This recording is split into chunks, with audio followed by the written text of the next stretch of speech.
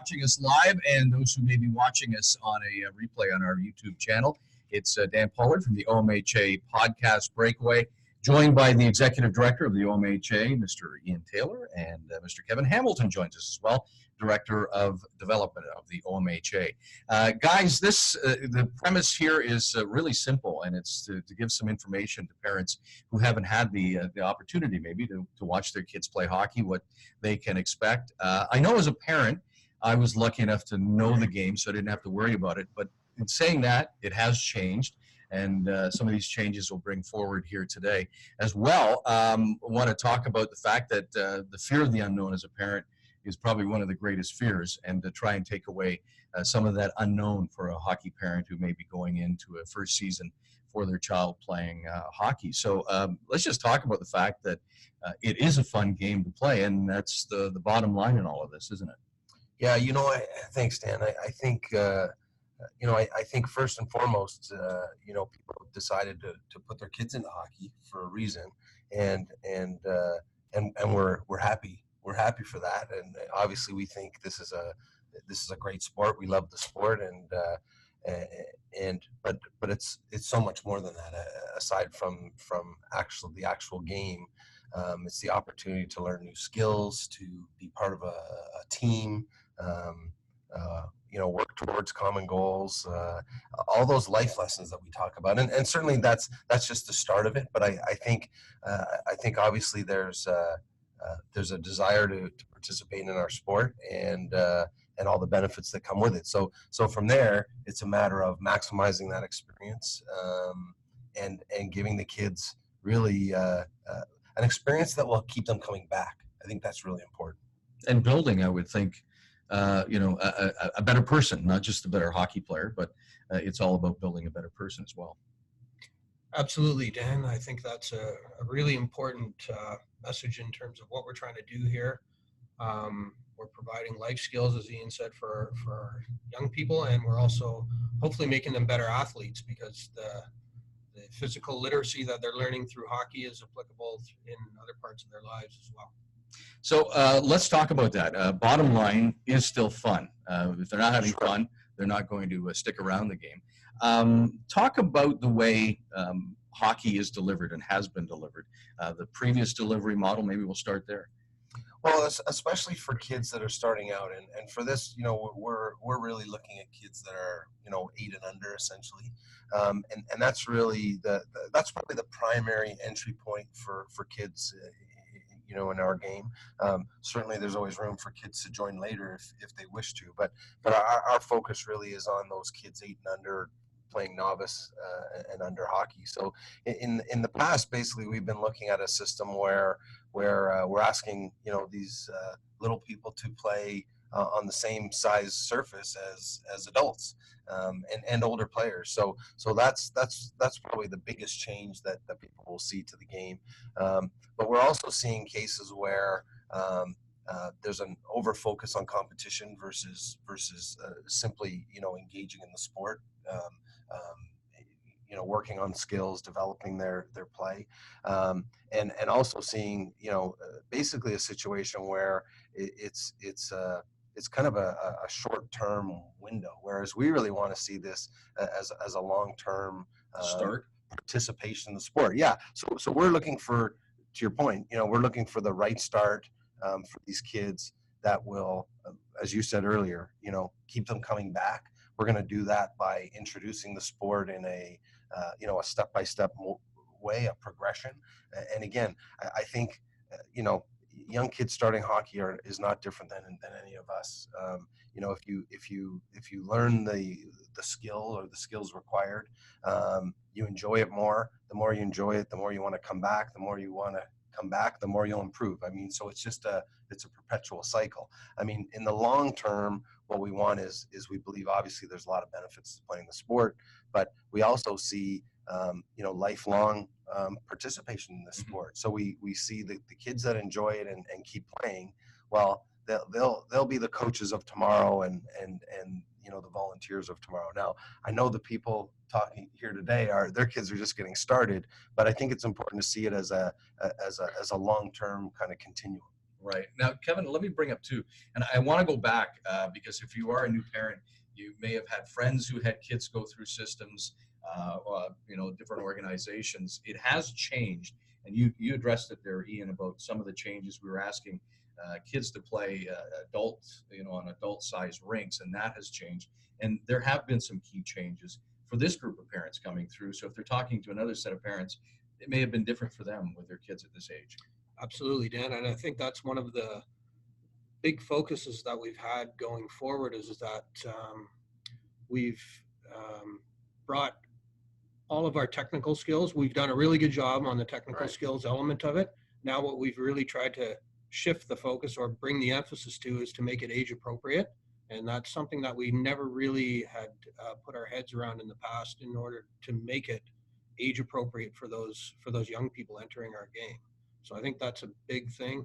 And I think also one of the other pieces to it, and it's sort of a peripheral thing, is the parent education piece. We've tried to provide some good resources to parents that are just new to having their children in sport. There are definitely some good messages that every parent can take away from engaging in our education process. So I think that's really important too. And Dan, sorry, just while while this is this is new to hockey in terms of it's going to be the expectation going forward across the country. This is under a Hockey Canada directive that there'll be a consistent approach to how entry level players play the game essentially. But I think a couple things to note. One, this has been happening across the province, across the country. It's just now this directive exactly there's consistency. And the second part I think that's important to recognize is people already see this every day in their kids' lives. So outside of sport, you see it in classrooms that have smaller desks, smaller chairs. You see it, obviously kids are riding smaller bikes, to school or around the playground. I've seen it in soccer for years with the smaller nets. And now other sports. So we've seen that exactly for years in soccer, predominantly as a high participation sport in not only in Ontario but in Canada. But baseball, whether it's t-ball or whether it's where the mound is, basketball, shorter hoops. Tennis is adopted across court model. So this is a like as I say, you're seeing this in everyday life, but you're also seeing it applied in sports, in a pretty widespread model. Okay, well, let's dig deeper into some of those changes. I just want to remind everybody, if you have a question, just use the chat function on the webinar, and we will get that question. We'll answer it near the end. So let's dig deeper into some of these changes and start off on the place where you put the skates on and you actually get on, and then that would be the ice. Sure. Well, I think the major change that people will see if they're familiar with hockey in their past, or they've participated as a child themselves, or have seen it in other forms on television and whatnot, is that the ice configuration is different. So we're going to see for the very youngest players, it'll be a cross ice model. And then in moving into the 7-year-old minor novice category, we move to a half ice model, followed by the year after that, which is the novice age category, which is the 8-year-olds. They'll participate in a half ice program and they'll transition to a full ice. So it's a graduated learning implementation for ice size, and similarly puck size.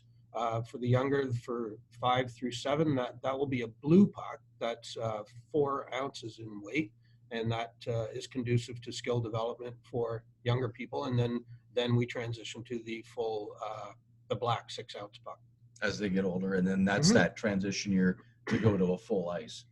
And it's important to note that you're not going to be watching what you would watch in an NHL game, sure, which is a full ice. And the reasoning behind this is skill development.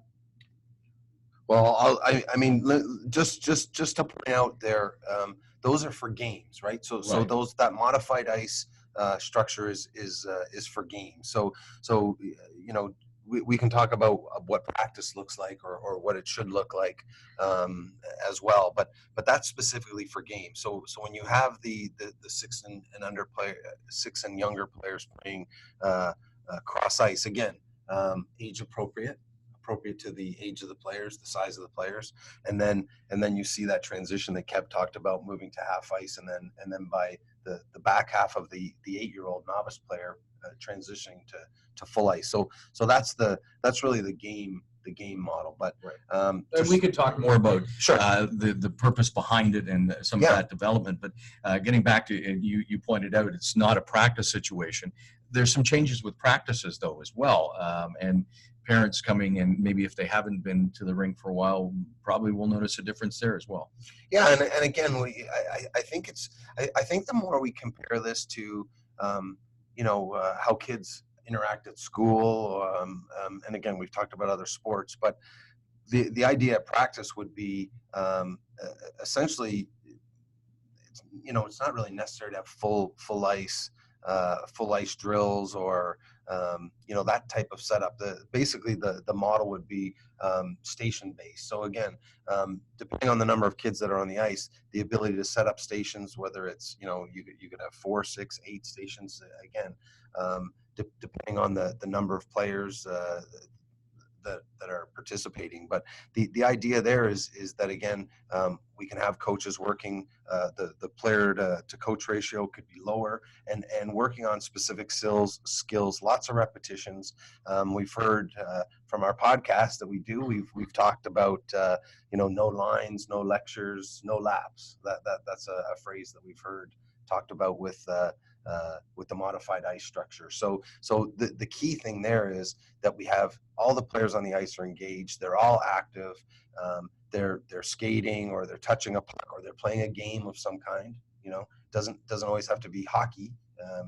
We can do tag and all these types of games that where kids don't even realize they're working on balance, edges, transitioning forward to backward, whatever the case may be. Throw a soccer ball like that, and go nuts. Yeah, absolutely. So that's the model as far as how they might see practice being a little bit different. And again, like I say, that's going to vary depending on how many kids are on the ice, how many coaches are there, skill level of the players. So you might have some beginners on with some kids that have a little bit more experience and ice time availability as well. Absolutely. And the beauty of this program, as far as I'm concerned, Kev, is you can put more kids on the ice, and I know sometimes that's frowned upon, or it looks at like, oh, we're just throwing kids on the ice. If it's planned well, and you've got the resources on the ice, the coaches are armed to deliver it.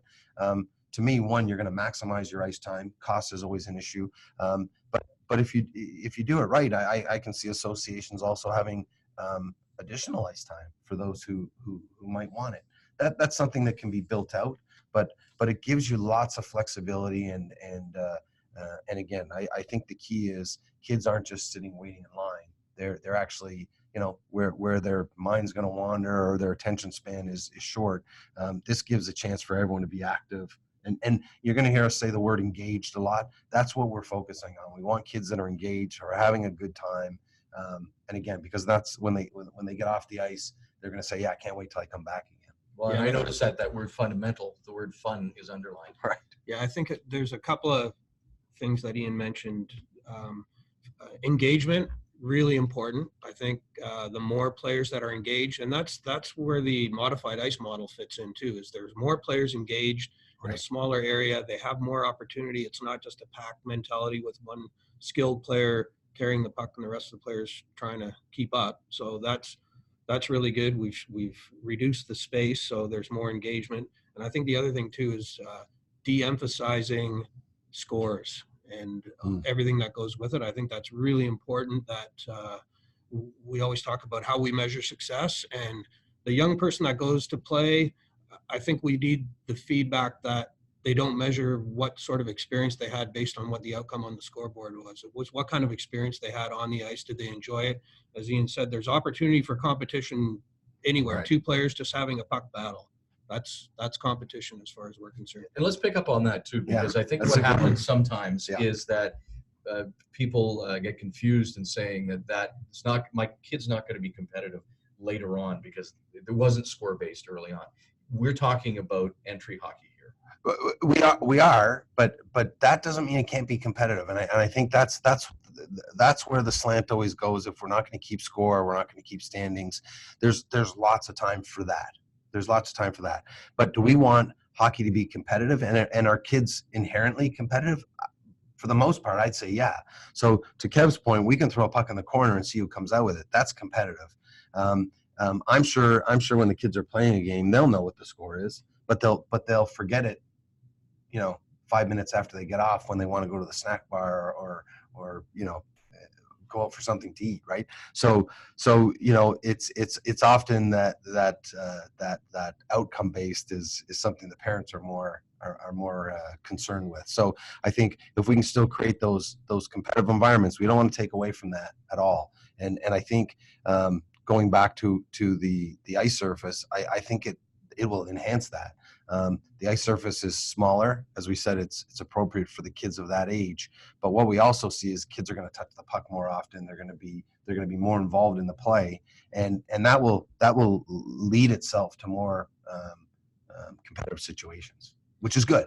Yeah, and also keeping in mind that for many young people, this is their first experience in hockey. So we need to really do a good job of making sure that it's a positive, fun experience for them, and then they come away wanting to return. That's something that we've really tried to put an emphasis on with the people that are delivering the program. Yeah, and Dan, let me use an example that is not for entry level kids, just on the ice surface, because I really think it's important we get this message across, and that's coaching older kids. You can go onto Instagram and YouTube, and you can see all the NHL training camps taking place right now. They do so many small area games, and it's a different application at that age for those older players. Yet still engagement.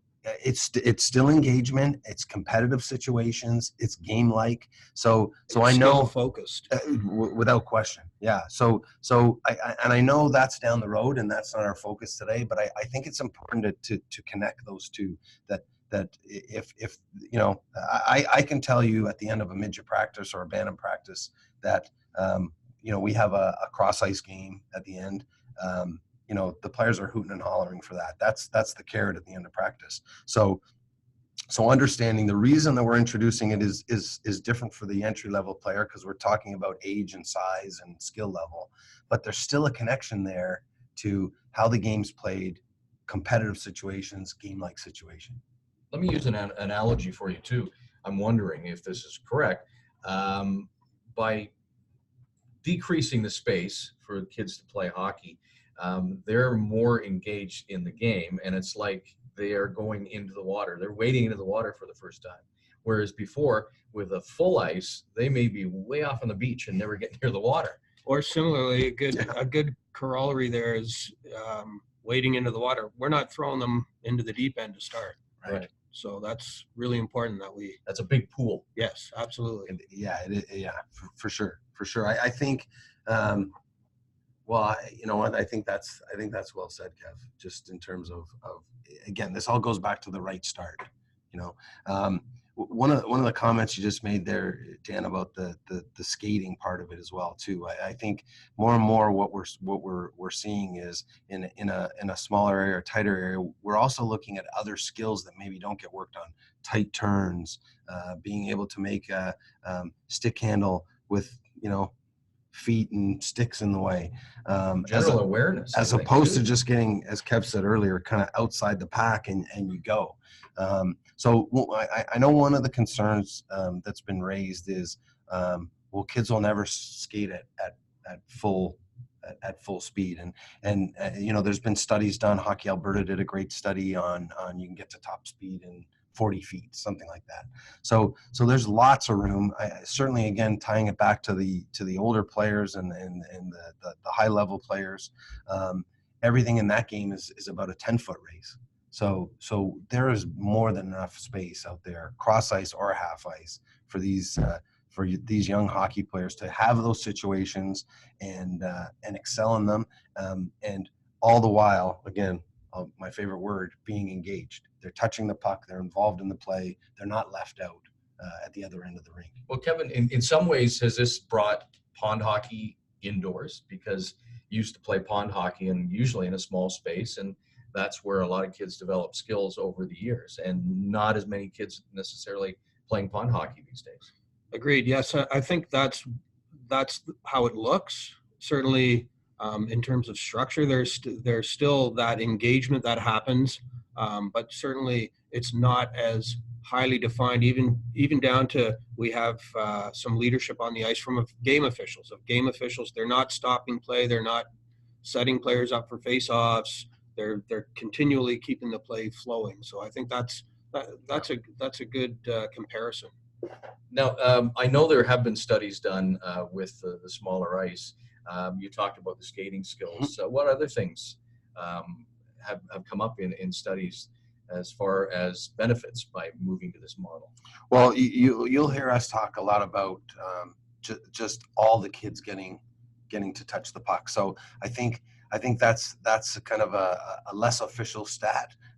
We just notice more engagement, more people are around the play. But certainly there's been Hockey Canada's done a number of studies on and to capture that kind of data. And what we're looking at is the research shows us that it's 2 times more puck touches, 2 times more pass attempts, shot attempts.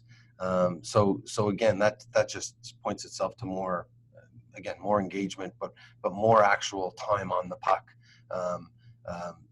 Kev talked about puck battles. The numbers reflect five times that amount, and again we talked about skating acceleration in a certain length of space, but this is 10% increase just simply because you're always around the puck. If the puck's nowhere near you, you don't tend to skate all that much. So again, the research certainly points it out, and I think anybody watching hockey played on modified ice for kids of this age, or the sports you mentioned earlier, it all points in that direction. It's the best thing for kids at the right point in their development. Something that's been worked on for a number of years now and continues, the qualification of the coaches to be able to implement some of these changes and to make sure it's not pond hockey, that there is some structure and there are skills being learned. And again, this is a process that continues to improve, and coaches certainly have a lot more resources opening this hockey season even than last year. Absolutely. And within the OMHA and across the country, the Coach 1 Intro to Coach qualification is required of every coach who's working with young people at this age. So that's something that we can provide as a baseline opportunity to make sure that all of our coaches have that level of training. Part of that training within the OMHA includes subscription to the Hockey Canada Network app, which is free to any person at the initiation. All the initiation collateral and all the resources are available. So it's a tremendous resource to provide for our coaches. The Respect in Sport Activity Leader, which deals with some of the soft skills for coaches, that also forms part of our requirements for team official qualifications. So I think that's a really good baseline to provide our coaches the information they need to provide the best experience for the players in terms of skill development. And Dan, I think it's important there to understand, and we live this on both sides, meaning how do we give the player everything they deserve to make it the best experience, and also what are our expectations on our volunteers, and certainly we've set the bar very high for our volunteers, and we ask a lot of them, and understand they're the ones who make hockey work. It happens because of the hockey volunteer. That's the reason why there's hockey on Saturday morning and it works the way it does. But having said that, we firmly believe that kids deserve, they deserve a quality coach. They deserve to be in a safe and fun environment, and it's our responsibility. It's our responsibility to ensure that that's in place. But so it's really. I really commend all the people that are involved in our sport for doing all the things we ask. Like I say, we have high standards. We ask a lot, but we understand that that's what's best for the player, what's best for their experience, and I think by virtue of the thousands and thousands of volunteers we have in the sport, they believe the same thing. We started off talking about this being a foundation, a start to a hockey career, and hopefully one that they're still engaged late in their life. Let's talk about the long-term look, the long-term player development model that is now in place, and these young players will be going through. One of the foundations of that is to do the right thing at the right time for the player in their development. So we have to try to make it age appropriate, and just to continually maintain a player-centered approach to ensure that the player is the focus of everything that we're doing. And that foundation will enable them to succeed. And the more they succeed, the more they're going to enjoy it, and the longer they're going to stay involved. So again, one of our philosophies is to keep as many players playing for as long as possible. So that's one of the underlying foundations of what we're doing. And I think, Ian, important to note too, we tend to, because of the pro game, we tend to think of kids in a rep program or high rep program. Sure. But we're talking, this is a development model for House League, for the youngest that we're talking about today. For everyone, it's as you said earlier, it's the foundation. So that's the foundation for everyone. Certainly, there's a certain point in players' development where players can play purely recreationally, meaning it's once a week with a practice, and there's also a place for players who want to play more, but that foundation shouldn't change. Again, if we're giving them the right start, if we're providing them with the skills so they can have some success, and again enjoy it, you'll get sick of me saying this, they'll come back.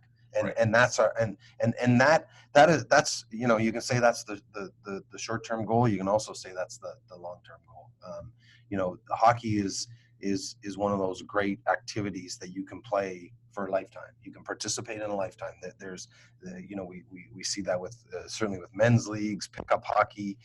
We see it's growing. I hear more and more about moms leagues starting up, so they can have that similar experience as their kids. And then again, as I said earlier, our players of today are volunteers and community leaders of tomorrow. We've seen some of the modifications at the youngest age levels with the ice. Talk about the ATOM pathway, because obviously it's going to affect this group of parents right now in a few years. Well, I think a couple of the key elements of the ATOM pathway that we're going to see changing is basically the tryout model and the seasonal structure. So we're looking at some things, and this is a work in progress. So we haven't finalized all the details of it yet, but one of the things we'll be moving towards is a fall tryout model. So that will be players don't try out in the spring, which is something that's unique to Ontario. It doesn't happen anywhere else in the country. Players start hockey after Labor Day in the rest of the country, or late August. But the model is moving towards a post Labor Day structure, and we're going to have an initial phase where players engage in skill development, and they're not faced with the stress of tryouts and all the other things that go with that in the first week of school when they're trying to get settled into maybe a new school for them, or the first year of school at a new grade, and all those things that go with it, and all those things. So it's really important. And then following that, there'll be some evaluation that goes on, and that will be how teams are formed. And I think just to circle back on some of the other things that we've been talking about is that when we talk about player skill development, it's really important that players of like skill level and similar abilities are grouped together. That really helps promote a positive experience too, so that there's players of similar skill are playing in the same environment. Yeah, that's a great point, Kev. It's and that's not just about better players get better instruction or it's simply about grouping those players by skill level to allow them to again have that competition. So we talked about that earlier, but also like Kev says, it's just that they'll be able to participate in a way that's enjoyable to them. And again, it's a marathon, not a sprint, as far as development of our young people and young athletes, and the watermark will kind of rise and fall, and they'll meet the level that suits them best. Is it too simple to say what you're trying to do is put kids into positions to succeed?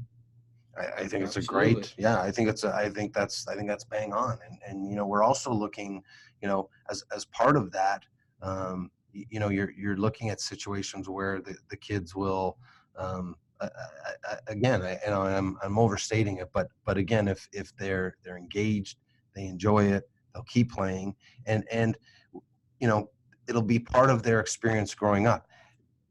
Part of this, and this is the move away from the spring trial model, is it doesn't have to be their only experience growing up. So hockey is part of it. Certainly we believe that there's a host of other experiences kids should have, both in sport and outside of sport.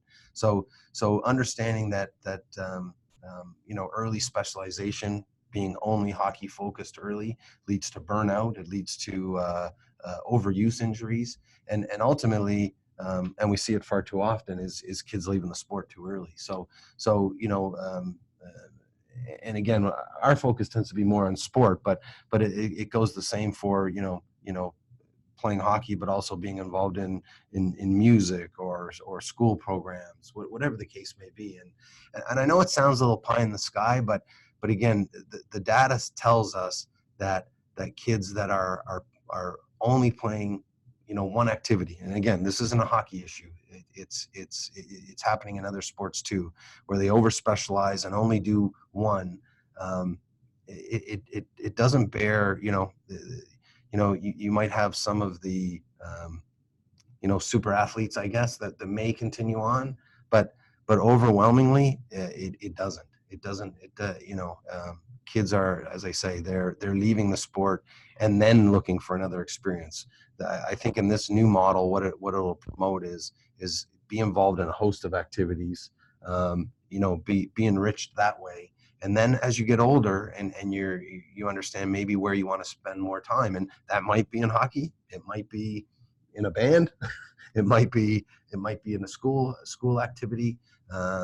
Again, it all leads to a good balance, and as you said, setting these kids up for success for sure. Yeah, and I think new parents especially need to understand that there should not be a rush to specialization. They need to understand that their child has a really good experience and experiences other things. Physical literacy is part of that, and that involves taking part in other activities, because as we know, as we move towards specialization, what we do find is that our best hockey players are our best athletes, and that's because they're involved in a whole host of other things typically that are away from hockey, but build those, we call them the ABCs: agility, balance, and coordination. And that physical literacy is important, and just general wellness.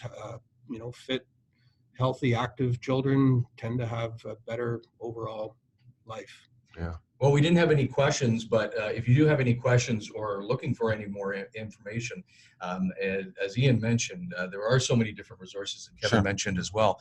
And one of those resources is omha.net, which is the website.